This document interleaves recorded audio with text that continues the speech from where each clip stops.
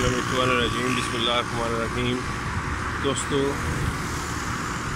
आज इस्लामाबाद का मौसम इंतहाई खुशगवार है। आसमान पर गहरे बादल छाए हुए हैं। रात को खूब मींह बरसा है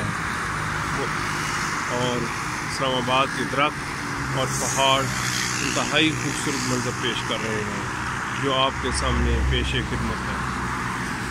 आप ये वीडियो देखकर यकीनन इस्लामाबाद के खुशगवार मौसम से खूब लुत्फ़ अंदोज़ होंगे।